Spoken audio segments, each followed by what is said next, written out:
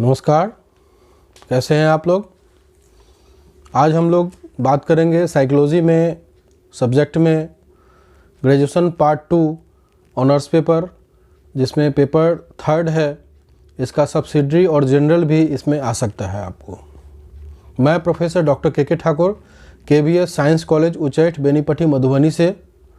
आज हम लोग जिस टॉपिक पे चर्चा करने जा रहे हैं उस टॉपिक का नाम है रूपांतरण विकृति या उन्माद के कारण एवं उपचार। यानी कि रूपांतरण विकृति से तात्पर्य यानी कि हिस्ट्रिया शब्द से तो आप लोग जानते ही हैं। इसमें सर्वप्रथम जो है, जैसे बहुत सारे वैज्ञानिकों ने अपना अपना वक्तव्य दिया है, जिसमें कि रेवर ने स्पष्ट शब्दों में कहा है कि रूपांतरण विकृति एक कार्य प्रारूप विकृति है जिनमें मानसिक द्वंद्वों का रूपांतरण दैहिक लक्षणों के रूप में हो जाता है। उन्होंने यह भी कहा है कि रूपांतरण विकृति को रूपांतरण विकृति उन्माद स्नायु विकृति या रूपांतरण उन्माद भी कहते हैं। सरासन तथा सरासन ने 2003 में अपने शब्दों में स्पष्ट किया है कि रूपांतरण विकृति काय प्रारूप विकृति का एक प्रकार है जिसमें शारीरिक कार्यों में क्षति या परिवर्तन होते हैं, जिनमें शारीरिक रोग का संकेत मिलता है, परंतु वे मनोवैज्ञानिक दोनों ही प्रत्यक्ष अभिव्यक्ति प्रतीत होते हैं। रूपांतरण उन्माद के कारण। अब हम देखेंगे रूपांतरण उन्माद के क्या क्या कारण हैं। पहला है गुप्त आक्रमणशील आवेग। क्या है? गुप्त आक्रमणशील आवेग।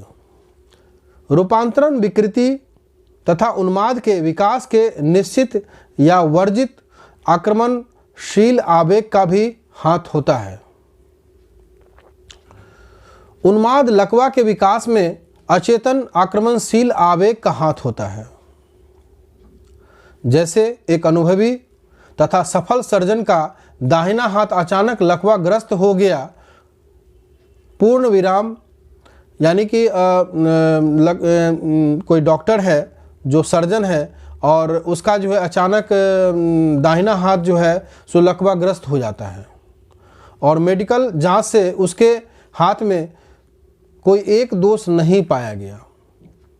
मनोविश्लेषणात्मक चिकित्सा से ज्ञात हुआ है कि सर्जन अपनी बहू के प्रति बहुत ही अति के प्रति लैंगिक इच्छा रखता था, अपनी बहू के प्रति लैंगिक इच्छा रखता था, जिसके संतुष्टि के लिए उसके पति अथवा अर्थात अपने बेटे को ठिकाना लगाना जरूरी था।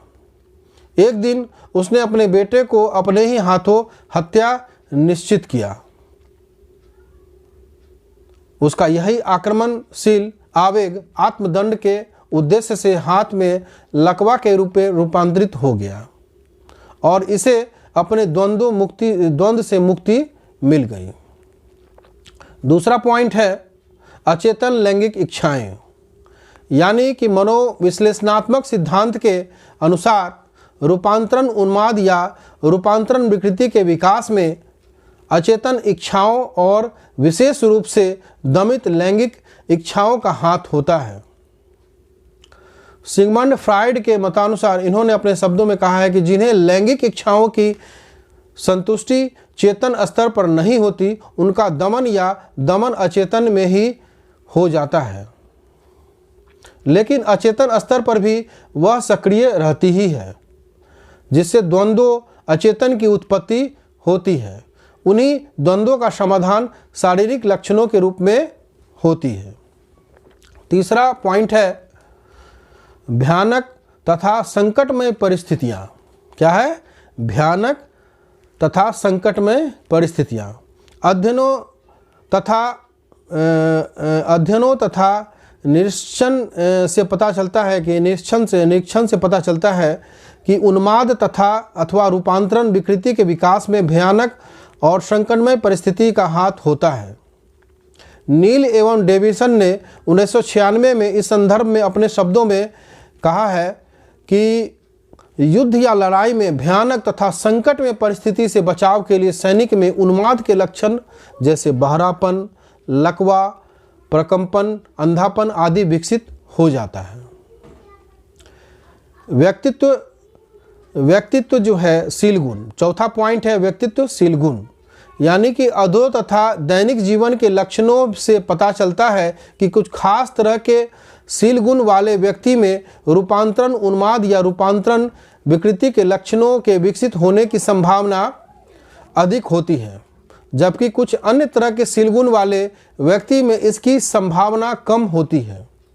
जिन लोगों में अति संवेदनशीलता, आवेगशीलता, अधिक संकेतशीलता, अधिक संवेदनशीलता के शील गुण होते हैं, उनमें इसरो के विकसित होने की संभावना अपेक्षाकृत अधिक होती है। पांचवा पॉइंट है आयु एवं यौन विभिन्नता, यानी कि आयु एवं यौन भिन्नता। अध्ययनों से पता चलता है कि उन्माद या रूपांतरण विकृति के विकास पर आयु तथा यौन भिन्नता का प्रभाव पड़ता है। इस प्रकार के आक्रमण सामान्य किशोरावस्था में 13 से 19 वर्षों की आयु में अधिक होती है। संभव इसका कारण यह होता है कि इस आयु में किशोर तथा किशोरियों को गंभीर समस्याओं का सामना करना पड़ता है और इसी कारण से इसे आंधी तूफान की अवस्था कहा जाता है। इसी तरह से अध्ययनों से पता चलता है कि पुरुषों में यह रोग स्त्रियों की अपेक्षा कम होती है। छठा पॉइंट है सामाजिक सांस्कृतिक कारक। क्या है? सामाजिक सांस्कृतिक कारक। परिवार की सामाजिक आर्थिक स्थिति, सामाजिक मानक के स्वरूप, सामाजिक स्तरीकरण के स्वरूप, देहाती शहरी क्षेत्र आदि का प्रभाव भी इन मानसिक रोग के विकास पर पड़ता है। उच्च सामाजिक आर्थिक स्थिति की अपेक्षा निम्न सामाजिक आर्थिक स्थिति के लोगों में यह रोग अधिक पाया जाता है। इसी प्रकार विभिन्न संस्कृतियों में इस मानसिक रोग के होने की संभावना अलग अलग होती है। नीड के द्वारा किए गए क्रॉस सांस्कृतिक अध्ययनों में इस विचार का समर्थन होता है। सातवां पॉइंट है दोषपूर्ण अनुशासन। क्या है? दोषपूर्ण अनुशासन। कई मनोवैज्ञानिकों ने दोषपूर्ण अनुशासन को उन्माद या रूपांतरण विकृति का कारण माना है। दोषपूर्ण अनुशासन का अर्थ है वह अनुशासन जो अत्यधिक ढीला ढाला अथवा अत्यधिक कठोर होता है। इस तरह के अनुशासन से बच्चों में आत्मनियंत्रण की योग्यता का विकास समुचित रूप से नहीं हो पाता है, जिसमें उनमें आगे चलकर उन्माद के लक्षणों के विकसित होने की पृष्ठभूमि बन जाती है। अब इसका उपचार है कि उन्माद अथवा रूपांतरण विकृति के उपचार के लिए कई तरह के चिकित्सा विधि का प्रयोग किया जा सकता है, जिसमें मुख्य निम्न प्रकार से बताने जा रहे हैं। पहला पॉइंट है व्यवहार चिकित्सा।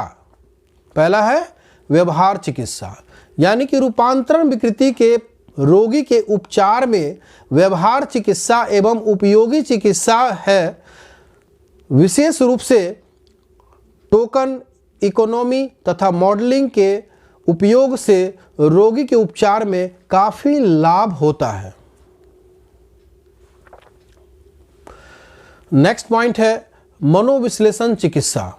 दूसरा है मनोविश्लेषण चिकित्सा। इस चिकित्सा विधि में मनोचिकित्सक विभिन्न चरणों में रोगी के अचेतन में दमित ऐसे द्वंद्व का पता लगता है कि रोगी के लक्षणों के मौलिक कारण होते हैं, फिर भी लोगों के ईगो को पुनर्संचारित करके इसे सफल बनाने का प्रयास किया जा सकता है, ताकि वह उन बंधुओं का समाधान कर सके। जब वो सफल बन जाता है तो रोगी का लक्षण दूर हो जाता है, लेकिन कुशल चिकित्सक के अभाव में यह चिकित्सा प्रभावी नहीं हो पाती है। तीसरा पॉइंट है समुदाय चिकित्सा, यानी कि समुदाय चिकित्सा में देखा गया है कि वर्तमान समय में सामुदायिक चिकित्सा की उपयोगिता काफ़ी बढ़ती जा रही है। उन्माद अथवा रूपांतरण विकृति से पीड़ित व्यक्ति को इस चिकित्सा से उपचार करने में काफ़ी लाभ हो सकता है। चौथा पॉइंट है विवाह चिकित्सा, यानी कि बढ़ते हुए तनाव के कारण, वर्तमान समय में बढ़ती वैवाहिक समस्या के कारण स्त्रियों के साथ साथ पुरुष भी रूपांतरण, विकृति अथवा उन्माद के लक्षणों से पीड़ित पाए जाते हैं। इनके चिकित्सों के लिए, यानी कि इनके चिकित्सा के लिए विवाह चिकित्सा का उपयोग बहुत कारगर सिद्ध हो सकता है। पांचवा पॉइंट है परिवार चिकित्सा। परिवार चिकित्सा में देखा गया है कि ऐसे मानसिक रोग के विकास में पारिवारिक कलह का बहुत बड़ा हाथ होता है। अतः पारिवारिक वातावरण को अनुकूल तथा स्वस्थ बनाकर इस मानसिक रोगी का उपचार करना प्रयोग प्रभावी होता है। इसलिए आवश्यकता है के अनुसार, यानी कि इसलिए आवश्यकता के अनुसार निष्कर्ष के रूप में हम कह सकते हैं कि उपर्युक्त चिकित्सा विधियों का उपयोग रूपांतरण, उन्माद अथवा रूपांतरण विकृति के रोगी के उपचार के लिए किया जा सकता है।